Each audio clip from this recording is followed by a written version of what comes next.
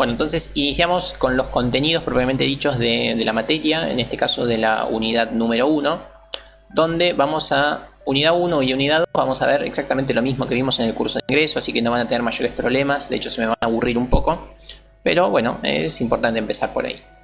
Así que lo que vamos a ver ahora es qué era la programación y qué era un algoritmo. Ustedes ya lo recordarán, si quieren me lo van adelantando ahí por el chat, cuál es la respuesta a esas preguntas, qué es un algoritmo y qué es la programación.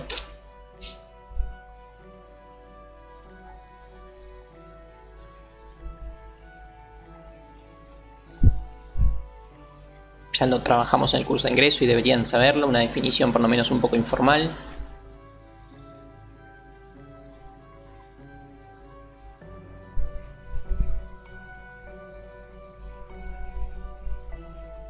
Ok, bueno, sí, está bastante bien todo lo que han dicho, pero me quedo por ahí con lo que dijo Gastón, que es una secuencia de pasos finitos para resolver un problema.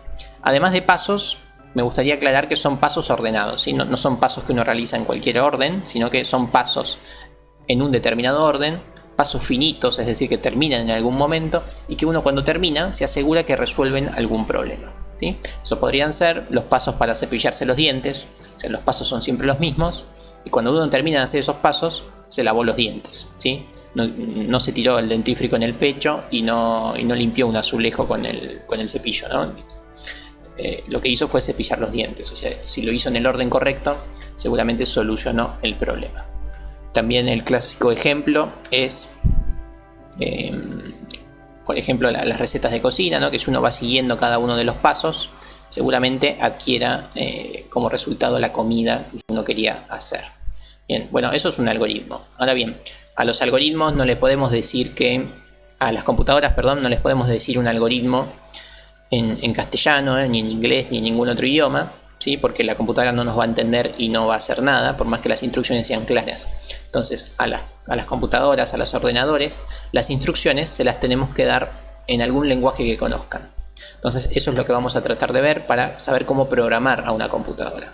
Programar a una computadora es justamente decirle a una computadora qué algoritmo tiene que realizar. Eso es la programación de computadoras, ¿sí? Entonces, ¿en qué lenguaje le hablamos a la computadora para que nos entienda? Y es ahí donde nos paramos en la columna derecha del PowerPoint que les estoy mostrando. Aparecen varios lenguajes de programación. Nosotros ya conocemos uno, entre comillas, ¿sí? Vimos algo parecido a un lenguaje de programación, que es lo que se llama pseudocódigo. ¿Pseudocódigo qué es? Bueno, es una transición entre un lenguaje de programación y el español, ¿sí? Si se fijan, pseudocódigo, las cosas que hicimos en el curso de ingreso, eran muy parecidas al español, o sea, uno mal que mal lo podía leer. O sea, las variables uno le ponía un nombre fácil de utilizar, ¿no? Uno podía leer el código y entenderlo. Después eso se llama pseudocódigo. Es casi español y casi un lenguaje de programación. Bueno, los lenguajes de programación son de 3 niveles. El primer nivel de los lenguajes de programación es lo que se llama el lenguaje de máquina, ¿sí? El lenguaje de máquina es el único lenguaje que entiende una computadora. Las computadoras solamente entienden un lenguaje y ese lenguaje se llama lenguaje de máquina, ¿sí? Y los lenguajes de máquina, ¿cuáles son? Son los que tienen 0 y 1. O sea, si yo le quiero decir a la computadora que, por favor, cierre el PowerPoint, no le tengo que decir cerrar PowerPoint, ni le tengo que decir close lo que sea. Lo que le tengo que decir a la computadora es 000111100001 y así, con una sucesión de ceros y unos bien redactada, y la computadora me entiende y cierra el PowerPoint. Entonces, efectivamente, la computadora es el único lenguaje que entiende, el lenguaje binario, lenguaje de ceros y de unos. Ese es el primer lenguaje con el que uno tiene que más o menos entender de qué trata. Las computadoras solamente entienden ceros y unos, punto. Ahora bien, es difícil programar en el lenguaje binario, ¿no? Hay que saber muchas cosas. Hay que tener un instructivo de la computadora con la que uno está trabajando para saber qué cosa hace cada cero y cada uno, ¿sí? Qué cosa habilita o deshabilita, dónde manda electricidad y dónde no, qué posición de memoria uno está diciendo que funcione o que no funcione. Entonces, el lenguaje de máquina es ese, ceros y uno. Entonces, no vamos a programar en el lenguaje de máquina, ¿sí? Pasamos al siguiente nivel. Hay otra cosa que se llaman lenguajes de bajo nivel, Los lenguajes de bajo nivel son también repletos de un montón de ceros y de unos, pero además de trabajar con números binarios, se trabaja con el sistema hexadecimal, ¿sí? En base 16, es decir, con los 10 dígitos y además algunas letras. Entonces se trabaja con esa transición entre ceros y unos y además el lenguaje hexadecimal. Y además a los lenguajes de bajo nivel se le agregan algunas palabritas en inglés que uno hace que vaya entendiendo un poco más. ¿Por qué? Porque estos son lenguaje de máquina eran todos números del 0 al 1. Lenguaje de bajo nivel son todos números, solo que números del 0 al 16. Tampoco se entiende nada, ¿no? Si yo les digo 2, 3, 6, 8, A, B, F, 2, tampoco entienden nada. Entonces, para que se entienda un poquito más, el lenguaje ensamblador tiene algunas instrucciones en inglés que hacen que uno vaya entendiendo un poquito más lo que se está realizando con ese lenguaje. Eso se llama lenguaje de bajo nivel o lenguaje ensamblador, ¿sí? Efectivamente, las cuestiones binarias y de hexadecimal las van a ver en organización de computadora, y lenguaje de bajo nivel como assembler o ensamblador lo van a ver en arquitectura de computadoras. Nosotros en esta materia subimos un nivel más y pasamos a los lenguajes de alto nivel. Los lenguajes de alto nivel son lenguajes que se olvidan totalmente del sistema binario y el sistema hexadecimal. Trabajan simplemente con palabras, con variables y cosas mucho más fáciles de comprender para nosotros los humanos, ¿sí? Son instrucciones muy fáciles de comprender. A diferencia de pseudocódigo, no van a estar en castellano, ¿sí? Están por lo general en inglés, ¿sí? Los lenguajes de alto nivel, ¿cuáles son? Bueno, son prácticamente todos los que ustedes seguramente ya conocen o alguna vez escucharon, aunque sea de oído, ¿no? Pascal, C, Java, Python, COBOL, etc. ¿Sí? Todos esos son lenguajes de alto nivel. Son lenguajes que no hace falta saber las cuestiones binarias y hexadecimal. No hace falta trabajar con el manejo de la memoria. Nosotros en particular, en esta materia, no vamos a usar más el PCInt, no vamos a usar más pseudocódigo, vamos a trabajar en C, en uno de los lenguajes de alto nivel. Así que eso es lo primero que tienen que saber. En programación trabajamos en C, ¿sí? Es uno de los lenguajes de programación. Seguramente alguno va a surgir y me va a decir ¿por qué estudiamos C y no estudiamos Java, o no estudiamos Python, o no estudiamos R, o no estudiamos JavaScript, o lo que sea? Me van a quejar y me van a decir que hay muchos mejores lenguajes ahora. Bueno, seguramente C es cierto, ¿no? Hay muchos lenguajes más modernos que C, más potentes que C, pero C es un lenguaje que les va a permitir aprender todos los conceptos ligados a la programación, y C es un lenguaje que se sigue utilizando y que muchísimos programas importantes de la actualidad están desarrollados en C. E incluso esos lenguajes que tanto quieren ustedes o que tanto les gusta o que tanto quieren aprender están desarrollados también en C, ¿sí? Entonces, aprender C les va a dar un abanico de posibilidades mucho más amplia que aprender algún otro lenguaje más moderno y más fácil, ¿sí?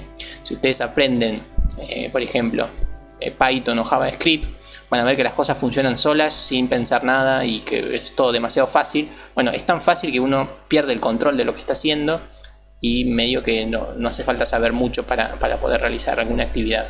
Y eso por lo general lleva a muchos errores básicos. Entonces es importante trabajar con algún lenguaje de alto nivel, ¿sí?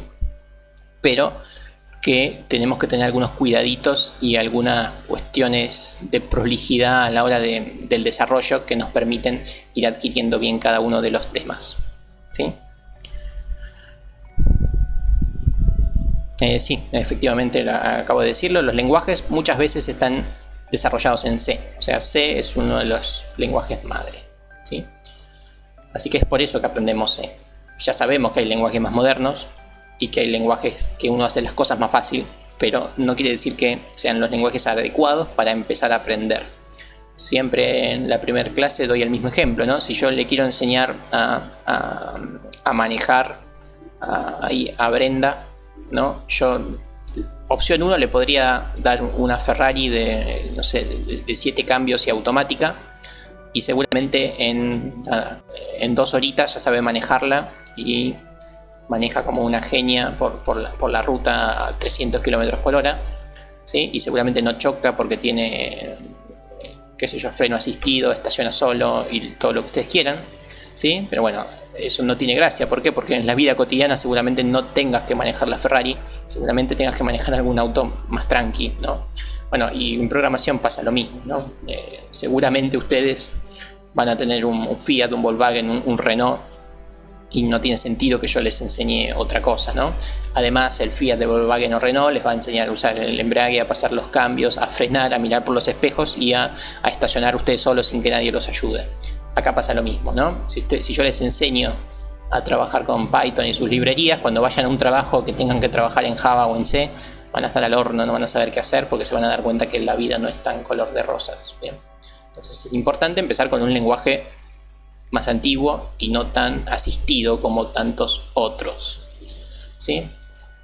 Lo mismo pasa en matemática, ¿no? ¿Para qué les explican derivadas y operaciones si las cosas las hace el celular? Bueno, créanme que en algún momento lo van a necesitar por lo menos entender, ¿sí? Entonces, nada, ya sabemos que los lenguajes se dividen en lenguaje de máquina, lenguaje de bajo nivel y de alto nivel, y que nosotros vamos a trabajar con un lenguaje de alto nivel, que se llama C. Bueno, a su vez los lenguajes están separados en la forma que el ordenador tiene para asimilarlos, ¿sí? Yo no es que escribo C en un bloc de notas y la máquina ya sabe que tiene que ejecutarlo, no. Los lenguajes a su vez tienen que ser compilados o interpretados. ¿Qué es esto? Por ejemplo, tenemos C, C++, ¿sí? Que son dos lenguajes que vamos a utilizar acá en la carrera. Son lenguajes compilados. ¿Qué quiere decir compilados? Uno los escribe, ¿sí? Donde sea, no importa, en el bloc de notas o ahora vemos dónde. Y eso se compila, esta primera flechita implica que se compila, y al compilarlo se genera el lenguaje de máquina. Y el lenguaje de máquina es el que la máquina entiende, ¿sí? Entonces, eso es un lenguaje compilado. Se escribe en el lenguaje, se compila, se genera solo el archivo de lenguaje de máquina y eso lo reproduce en nuestra computadora. Y este es el caso en el que vamos a trabajar en esta materia, ¿sí? Generamos un código, lo compilamos y eso nos permite realizar una determinada acción. Así todos no son los únicos lenguajes, las únicas formas de interpretar los códigos fuente. También están los lenguajes interpretados, que por ejemplo ustedes en la carrera van a ver Python y algo poquito de JavaScript, ¿sí? ¿Cómo son los lenguajes interpretados? Bueno, cada línea se va interpretando por la computadora, el ordenador o en este caso, por ejemplo, el browser, el navegador. O sea, línea por línea se va interpretando lo que quiere decir el código fuente y va realizando las acciones, ¿sí? Es un código interpretado. Y después tenemos algunos otros lenguajes que lo que tienen es un procesamiento intermedio que básicamente es una unión entre el compilado y el interpretado, ¿sí? El código fuente se compila, entre comillas, pero en vez de generar el código fuente en el lenguaje de máquina lo genera en algún otro lenguaje intermedio, ¿sí? Si se fijan, primer paso se compila y se genera este otro archivo. Este otro archivo no es de ceros y de unos, es de otro lenguaje interno que se puede interpretar. Entonces como que tiene una primera etapa que se compila y la segunda etapa de interpretación. Entonces por lo general Scala y Java son los lenguajes que trabajan con esta temática, ¿sí? Nosotros otra vez en esta materia vamos a trabajar con un lenguaje compilado. Me van a preguntar por qué surge esta diferencia y cuál es la principal diferencia justamente. Bueno, los lenguajes compilados tienen un pro y una contra fundamental. Los lenguajes compilados funcionan únicamente en la máquina que se los compila. Es decir, si yo tengo código en C y lo compilo, se genera este archivito binario que se puede ejecutar. Vendría a ser como el equivalente al .exe que por ahí ya conocen. Bueno, ese archivo va a funcionar solamente en mi máquina, ¿sí? Cuando digo solamente en mi máquina me refiero a mi máquina o cualquier otra máquina parecida a la mía, ¿no? Cualquier otra máquina, por ejemplo, que tenga Windows 10 y arquitectura de 64 bits, ¿no? Si cualquiera tiene esa distribución seguramente también funcione, ¿no? Pero es importante eso, que los programas compilados funcionan en la máquina donde se los compilaron o en alguna parecida. Por ejemplo, si alguno tiene Windows 7 va a funcionar, ya si alguno tiene XP o Windows 8 ahí no, la verdad no sé, por ahí ya no funciona. Entonces ese es el gran problema de los lenguajes compilados. ¿Y cuál es la gran virtud de los lenguajes compilados? Una vez que uno tiene el archivito de máquina, uno da doble clic y inicia al instante. ¿Por qué? Porque le está hablando la computadora en el lenguaje que prefiere. Le está hablando con ceros y con unos y eso es bastante eficaz, eficiente, rápido y no consume muchos recursos. Entonces tiene esa pro y ese contra, ¿sí? Funciona solamente en la máquina que se lo compila, pero una vez que se lo compiló es excelente, ¿bien? Los lenguajes interpretados ocurre lo contrario. Todo el tiempo hay que interpretar el código fuente. O sea, eso demora un poquito más que utilizar el código binario. Pero funcionan en todas las máquinas, en todos los ordenadores. O sea, los códigos interpretados son mucho más universales que los códigos compilados. Entonces, funcionan en todos los sistemas distribuidos. Sistemas operativos, no distribuidos. Bien, entonces esa es la gran ventaja que tienen los interpretados contra los compilados. Así todo, hay que interpretarlos a cada rato, ¿sí? Hay que leer línea por línea todo el tiempo. Y bueno, así todo también hay otro problema que tienen los lenguajes interpretados, es que necesitan instalar un intérprete. Y el intérprete también hay que buscarlo para cada sistema operativo. Entonces ahí tenemos como una ganancia y una pérdida en ambos tipos de lenguaje. Es por eso que se inventaron los lenguajes intermedios que tratan de solucionar eso. Son ágiles y rápidos como un lenguaje compilado y son universales como los lenguajes interpretados. Es por eso que es tan popular el lenguaje Java, ¿sí? Porque funciona en todos los sistemas operativos sin tener que instalar muchas cosas raras, ¿sí? Utiliza algo que se llama la máquina virtual. Bueno, nada, nosotros vamos a trabajar con un lenguaje compilado. Y ya les comenté un poco qué otros lenguajes van a ver en la carrera, pero bueno, se los comento acá. Volvemos rápidamente al PowerPoint número 3. Vamos a ver C en programación. Una vez que aprueben programación, la continuación de esta materia se llama algoritmo y estructura de datos, donde van a trabajar con C y con C++, ¿sí? Esta es la continuación natural de la materia, donde trabajan con dos lenguajes compilados, ¿sí? Después, en orientación a objetos 1 y orientación a objetos 2, van a trabajar con Java, un lenguaje intermedio, compilado e interpretado. Y en programación concurrente y en seminario de lenguajes, Python, un lenguaje interpretado. Bueno, y en algún momento van a ver algo de JavaScript, pero esos son los tres lenguajes de cabecera que tenemos acá en la universidad: Java y C principalmente, y los otros los ven un poquito más por arriba, pero los ven igual, ¿sí? ¿Estamos claros por ahí hasta ahora? Así que resumiendo, vamos a trabajar con C, un lenguaje compilado.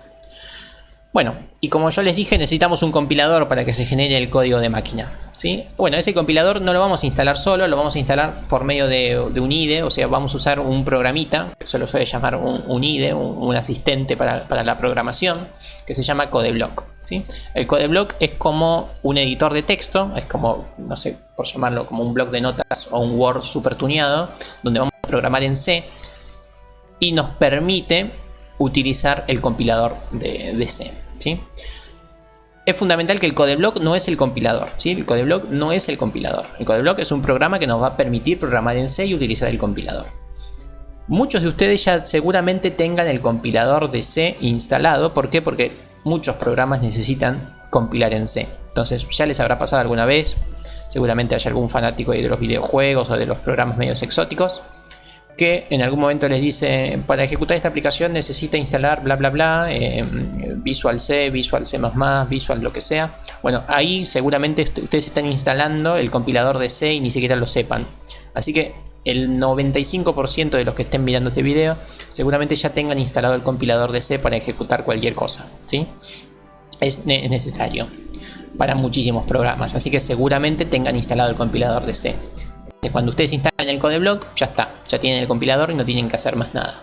Así todo, ustedes ven que el compilador no funciona, quiere decir que el Codeblock no funciona, perdón, quiere decir que le falta el compilador, ¿sí? Yo en el campus les dejo también de dónde se descarga el compilador, nunca me acuerdo cuál es el nombre del compilador, ¿sí?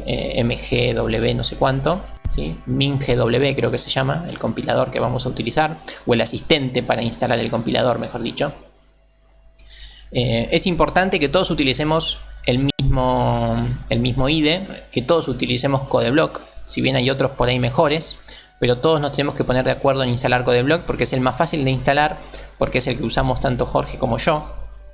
Y si cada uno instala con el compilador que quiera, y además estamos en un lenguaje compilado, y además cada uno tiene su sistema operativo, vamos a generar problemas por todos lados. Entonces ya que un lenguaje sea compilado tiene el problema que les dije, que funciona en las máquinas que uno compila. Y si encima me cambian el compilador o el IDE, no va a funcionar nada, ¿no? Ni lo que yo les paso ni lo que ustedes me pasan a mí. Entonces es fundamental que todos instalen el Codeblock.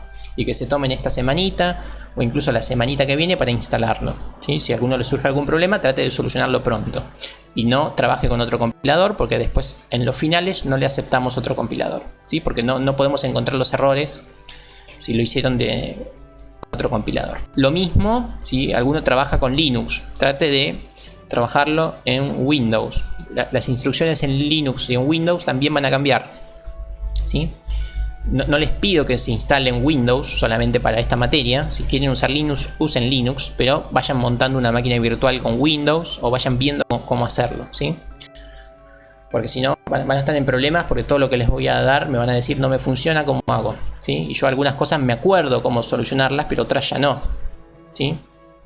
Se instalan una máquina virtual de Windows y listo. Es rapidísimo, no tardan nada y tienen Windows junto a Linux, listo. O se instalan alguna versión de Windows en alguna partición de su máquina para también poder trabajar. ¿Bien? Es importante que vayan solucionando eso, porque si no van a estar ahí en problemas. Yo después les subo el instructivo de instalación, si bien que ya lo tienen subido, pero por las dudas lo chequeo. Genial, Gastón. Sí, instálate una máquina virtual que no dura más de media horita. Vamos a trabajar con Windows en esta materia y en prácticamente todas las materias de la carrera, salvo en algún momento particular que para les pidan algo en Linux. Bien. Bueno, y con eso ya estamos con la presentación y ahora empezamos un poquito a trabajar con C, ¿sí? Así que bueno, para trabajar con C efectivamente necesitamos abrir el codeblock. Vamos a ver cómo se hace esto. Yo ya abrí el codeblock y cuando ustedes abren el codeblock se van a topar con algo así, ¿sí? Esta es la bienvenida del codeblock. Bueno, ¿y cómo se inicia el codeblock? Bueno, bastante simple. Vienen a File, New, Project, ¿sí? Vamos a abrir un nuevo proyecto. Acá se van a topar con esta ventana, ¿sí? Esta ventana les da muchas opciones, por ende le pueden surgir algunas dudas. Lo importante es que marquen esta opción, ¿sí? Aplicación de consola. Les dan a siguiente. Y acá les dice con qué lenguaje van a escribir, ¿no? Vamos a escribir en C, no en C++, en C, por favor. Le damos siguiente. Acá tienen que poner el nombre del proyecto. Yo lo voy a llamar clase 9 del 4. Este es el nombre del proyecto. ¿Dónde lo van a guardar? Yo lo guardo por lo general en el escritorio, porque ni bien termino la clase lo borro, así que a mí me resulta cómodo tenerlo en el escritorio. Ustedes guárdenlo en algún lugar un poquito más cómodo y prolijo para que a ustedes les quede, ¿no? Y luego dan siguiente, y esta ventana es importante. En esta ventana van a ver el compilador. Este es el compilador que tienen que instalar, ¿sí? Este es el compilador. Acá tienen el nombre del compilador. Si cuando llegan acá no les aparece nada, quiere decir que justamente les falta instalar el compilador y van a tener que utilizar el asistente de instalación. Van a ser pocos los casos que van a tener que hacer eso, pero seguramente a alguno les surja ese problema. Luego Finish y listo. Ya abrieron su primer proyecto en Codeblock. Los proyectos de Codeblock están acá separados con un motor, source, y lo que aparece es un archivo .c donde justamente tienen un ejemplo de C. Yo lo voy a agrandar un poco. Díganme si ya lo ven ahí o si se ve muy pequeño.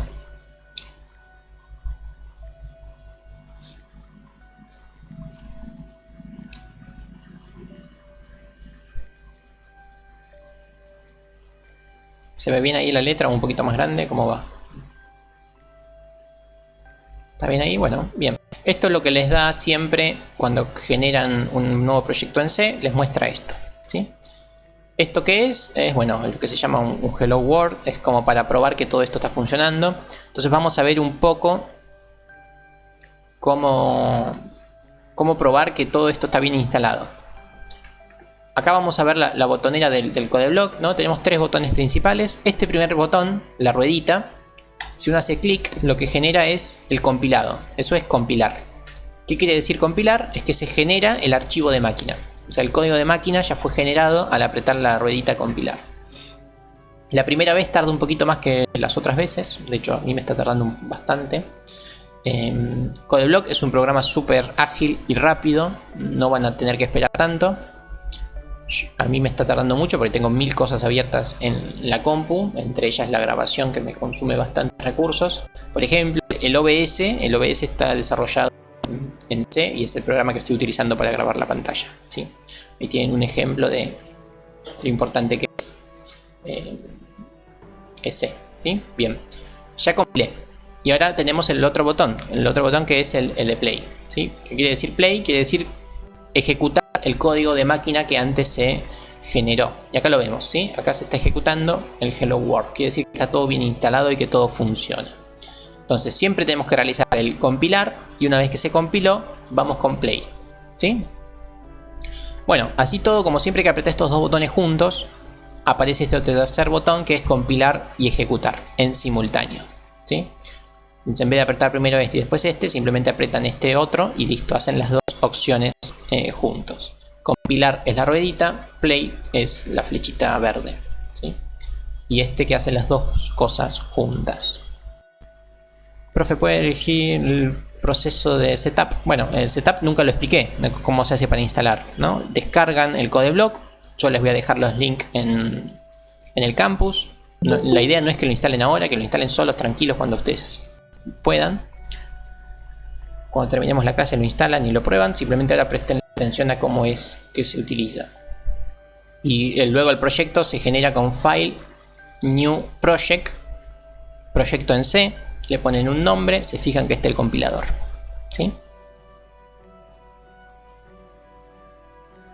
Cada vez que se cambia el código, si yo cambio el código fuente, ¿sí? Cambié el código fuente y aprieto otra vez play.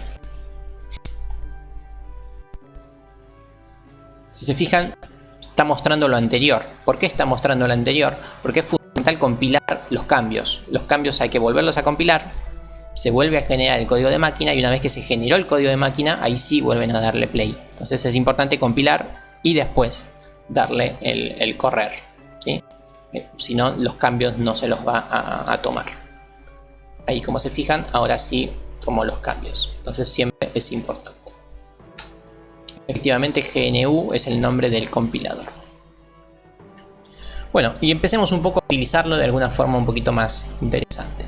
Lo que vamos a hacer en esta parte de la clase es, vamos a hacer todo lo que estuvimos haciendo en el curso de ingreso, pero lo vamos a ir viendo en C, ¿sí? Así que vamos a arrancar con eso. Bueno, en el curso de ingreso la primera instrucción que vimos era la instrucción escribir, ¿sí? Si se acuerdan. Por ejemplo, si uno escribía escribir hola mundo, punto y coma, ¿esto qué hacía?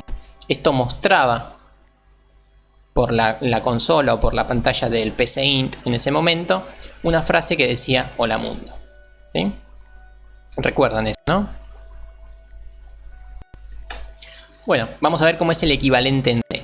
El equivalente en C ya lo vieron, ¿no? Ya lo vieron en la pantalla que acabo de borrar.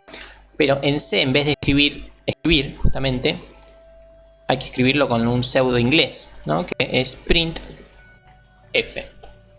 Printf es el escribir en lenguaje C, ¿sí? Cada vez que uno quiere ejecutar escribir, tiene que poner printf. Hay que agregarle paréntesis y dentro del paréntesis podemos poner, por ejemplo, hola mundo. Entonces, esta es la forma de hacer el escribir que hacíamos con pseudocódigos, la forma de hacerla en C. Vamos a probarlo, ¿sí? Aprieto compilar y luego aprieto play.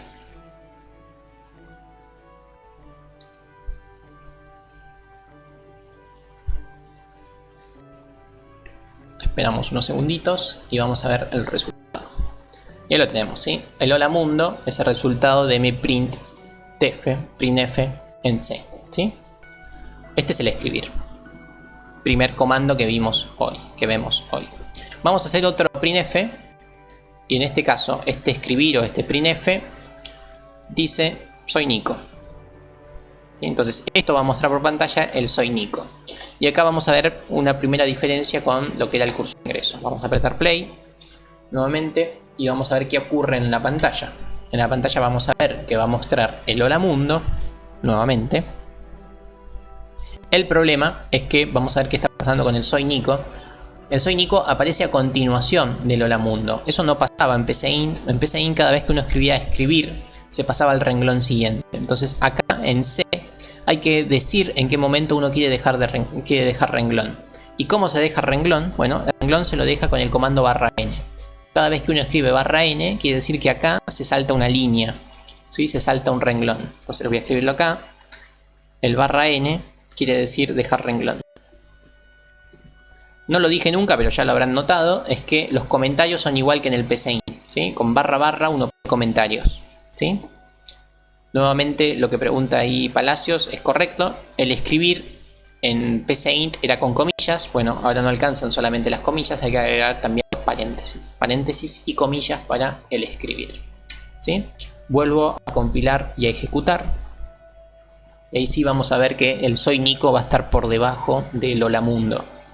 Así que es importante eso de dejar renglón para conseguir el resultado que uno de verdad quiere, ¿sí?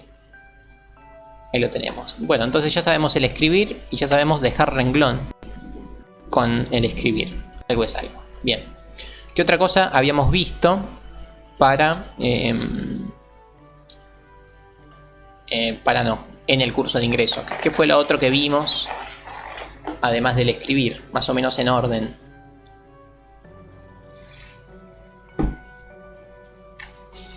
Ahora respondo a lo que preguntó ahí Nahuel. ¿Sí? Exactamente. Otras cosas que vimos son los definir, es decir, la declaración de variables. Así que ahora vamos a pasar a eso. De hecho, lo voy a hacer acá arriba. Otra cosa importante que vimos en pseudocódigo son la declaración de variables. ¿Sí? Bueno, ahí lo están preguntando bastante en un chat, así que lo voy a decir ahora. Lo iba a decir un poquito después, pero lo digo ahora. Además, en pseudocódigo necesitábamos... ¿Se acuerdan cómo empezaba un algoritmo en pseudocódigo? ¿Qué era lo primero que había que poner en pseudocódigo para generar un algoritmo? No, el definir no. Efectivamente, lo que dice Franco en unos chats. En pseudocódigo lo primero que tenían que hacer era inicio, algoritmo. Según con el profe que lo hayan visto, un algoritmo, y ponerle el nombre del algoritmo. ¿Sí? Esta era la forma de iniciar un algoritmo. ¿Sí? De esta forma iniciaba, y ¿cómo terminaba? Terminaba así, fin algoritmo. Entonces teníamos el inicio y el fin sí o sí. Bueno, acá no hay que poner el inicio y el fin del algoritmo. El inicio del algoritmo es todo esto. ¿Sí? Estos tres renglones, /4, son el inicio del algoritmo. O sea, esta llave que está acá, la llave que inicia, es la llave que me permite decir que acá inicia el algoritmo. Entonces, es importante que todo lo que está arriba de esta llave, ya sea el int main como lo que está en verde, no lo borren, ¿sí? Porque es el equivalente al inicio del algoritmo. En las próximas clases vamos a ver qué significa todo esto. Por ahora no interesa. Por ahora simplemente déjenlo y punto. Entonces el algoritmo lo tienen que empezar después de esta llave, ¿sí? Porque ese es el inicio del algoritmo. Y el fin del algoritmo son estos dos renglones. Es el cierre de la llave y el return 0. Todo eso es el fin del algoritmo, así que tampoco lo borren. Por ende, el algoritmo tiene que estar antes de return 0 y después de la llave. Todo el algoritmo tiene que ir ahí, ¿sí? Eso es importante. Bueno, ahora vamos un poco a hablar de la declaración de variables. ¿Cómo eran las variables en pseudocódigo? ¿Qué tipos de variables conocíamos? Se deja todo keymain, se deja todo como está. Todo lo que está en verde se deja, el int main se deja y la llave se deja. Todavía no saben lo que significa, lo vamos a ver más adelante cuando sepamos un poquito más. Por ahora simplemente lo creemos y sabemos que funciona. Bien, sí, teníamos varias variables, ¿no? Varios tipos de variable. Teníamos, por ejemplo, definir variable entera. Esto era así, uno iba a definir, acá ponía el nombre de una variable y luego ponía como entera, por ejemplo, ¿sí? De esta forma, uno que hacía, uno definía una variable entera que se llamaba variable entera. Es el nombre de la variable. Recuerden cómo era que se ponían los nombres de las variables. Los nombres de las variables tienen que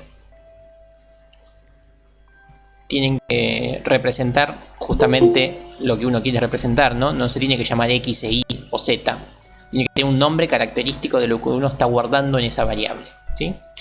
En las variables enteras que guardábamos justamente números enteros, ¿sí? Entonces, la variable entera es una cajita contenedora que puede contener números enteros, ¿sí? Esto era lo que hacíamos en pseudocódigo. Bueno, vamos a hacer esto mismo en C. ¿Cómo hacemos para definir una variable entera? Se lo define con la palabra int. En vez de poner entero, lo ponemos en inglés, ¿sí? En inglés y truncado se pone int. Int quiere decir variable entera. Y ahora ponemos el nombre de la variable. Se va a llamar variable entera. Escribo pésimo. Ahí estamos. Entonces, esta es la forma de declarar una variable entera en C. Es mucho más acotada, ¿no? Es mucho más breve que en pseudocódigo.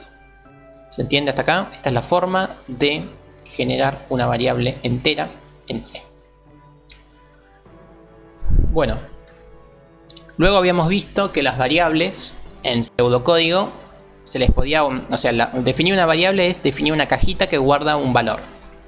¿Cómo hacíamos para guardar un valor en pseudocódigo? ¿Qué hacíamos? Si yo quería guardar un valor en variable entera, ¿qué era lo que hacíamos? Utilizábamos justamente la asignación, ¿sí? La asignación era la flechita y el número, ¿no? Esto quería decir que estoy guardando el 5 en la variable entera. Bueno, esto en C se lo hace de una forma muy parecida, que es justamente variable entera igual a 5. En vez de la flechita, uno tiene que poner variable entera igual a 5. O sea, en vez de la flechita ponemos el igual. La asignación en los lenguajes de programación por lo general es con el igual, ¿sí? ¿Estamos bien hasta ahí? Entonces, en vez de la asignación ponemos el igual. No se pone más la flechita.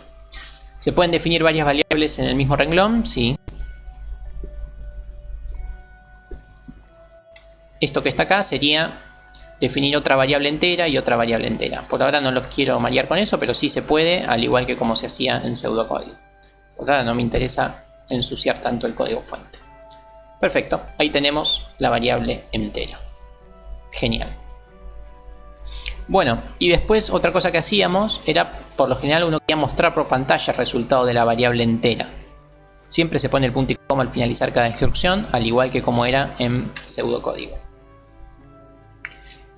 ¿Cómo hacemos para mostrar por pantalla la variable entera? ¿No? En pseudocódigo, ¿cómo hacíamos? Poníamos escribir, comillas, variable entera es 2 puntos.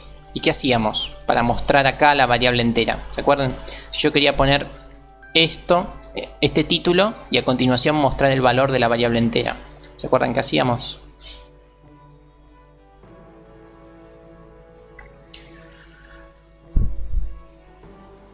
Exactamente, poníamos un coma y poníamos el nombre de la variable.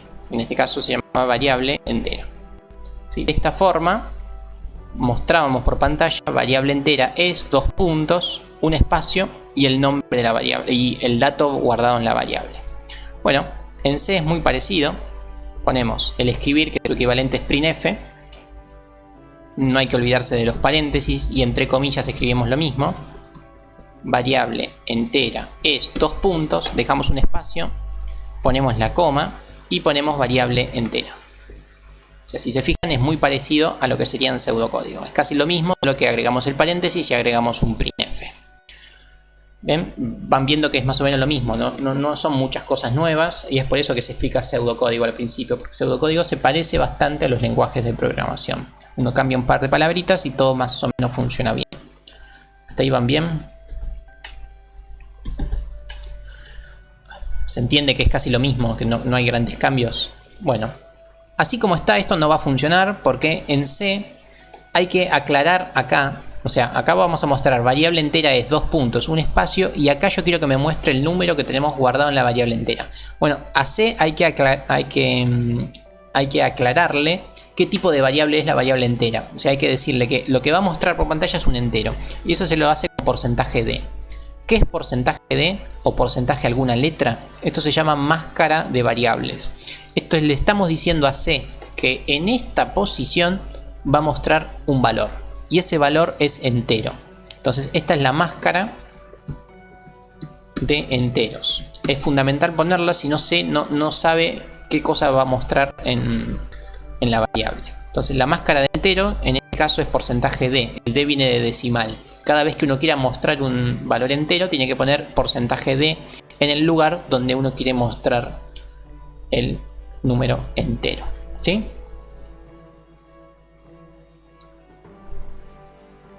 En C es fundamental decir en la posición en la que uno quiere mostrar a la variable, o sea, el dato almacenado en la variable, y tienen que decirle a C qué es lo que, qué tipo de dato es el que se va a mostrar. Entonces eso es porcentaje D. Porcentaje D es una máscara de enteros. Le estamos diciendo a C que en esa posición tiene que mostrar un entero. ¿Cuál es el entero? Es la variable entera justamente. Entonces esto se llama máscaras. Por ahora solamente vimos la máscara de los enteros. Cada tipo de variable tiene su determinada máscara. ¿Sí? Es fundamental eso. Bien, y bueno, así como está se va a ver feo. ¿Por qué? Porque me va a mostrar soy Nico y a continuación me va a poner variable entera. Entonces nosotros queremos dejar renglón. Vamos a dejar renglón. De hecho se lo voy a mostrar sin el renglón primero, porque es el primer día. Así como está vamos a ver que funciona, pero que me lo muestra espantoso. Ahí lo tenemos, ¿ven? Está funcionando porque muestra lo que yo quiero, pero me lo muestra a continuación. Así que vamos a dejar un renglón. De hecho voy a dejar dos renglones. ¿Sí? Ahí tenemos. Dejo dos renglones y después muestro variable entera. Bien. Va entre las comillas desde ya. Todo lo que yo quiero que se muestre por pantalla va entre comillas. ¿Sí? Entonces ahí va a quedar mucho mejor. Vuelvo a compilar.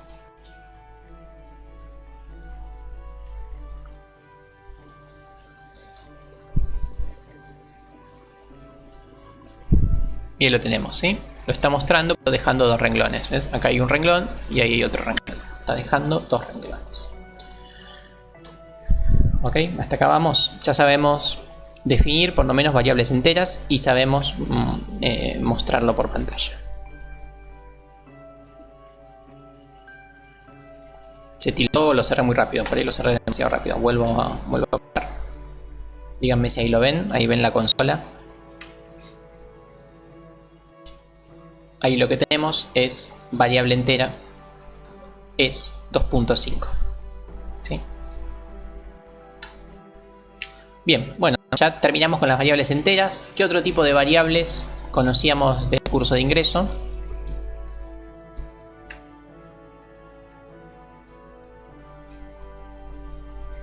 Sí, por ejemplo, la variable real. ¿Sí? No Agustín, no Federico, string y booleano. No se llamaban así en el curso de ingreso.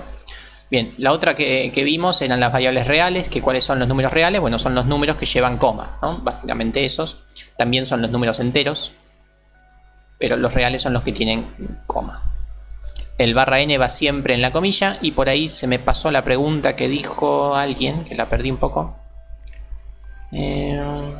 Acá Lucía nos pregunta si con las variables hay que utilizar el camel case, o sea, el caso del camello, ¿sí?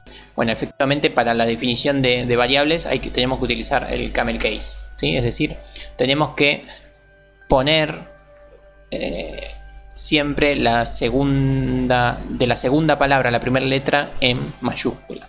Todo va en minúscula, salvo la primera letra de la palabra 2, palabra 3, palabra 4. Las palabras compuestas, la primera letra va en mayúscula, ¿sí? Así que respetamos también la estructuración o la estandarización del camel case para las variables, ¿sí? Es fundamental eso también. Bien, bueno, seguimos. Entonces vamos a definir una variable real. ¿Cómo se hace eso en C? Bueno, en C se lo define con la palabrita float, de flotante. Lo van a ver también en organización de computadora, que quiere decir que un número sea flotante. Pero bueno, cuando ustedes quieren definir una variable real, ponen float, ¿sí? Luego ponemos el nombre de la variable, en este caso se va a llamar variable real. Y listo, de esta forma definimos una variable real. ¿Cómo hacemos para asignarle un valor? Bueno, de la misma forma que antes, ¿no? Ponemos variable real igual y vamos a darle un valor, 3.112. De esta forma defino una variable real y le asigno un valor. ¿sí? Esa es la forma de asignar variables, de definir y asignarle valores a las variables reales. Además de float, pueden utilizar otra palabrita, que es la palabrita double. También van a ver en la organización de computadoras qué quiere decir que un número sea con precisión flotante o con precisión doble. Así que yo no me voy a meter con eso porque seguramente en la próxima clase o en la otra de organización ya lo van a ver. Pero los dos son números reales, ¿sí? Estos son números reales más pequeños en módulo y estos son números reales más grandes en módulo, ¿sí? Esa es la diferencia entre doble y float. Si uno quiere poner un número muy pequeño real, tiene que utilizar doble. Si uno quiere utilizar un número solamente pequeño, alcanza con float. Por lo general en esta materia con float vamos a estar bien. También ocupa menos memoria, efectivamente. Esto, además de llamarse doble porque tiene el doble de precisión, ocupa el doble de memoria, ¿sí? Así que eso es importante. Nosotros por lo general trabajamos con flotante.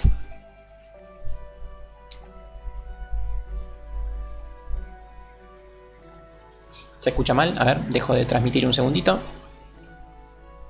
Y continuamos ahora en un instante con la definición de variables y la asignación y cómo se muestran por pantalla.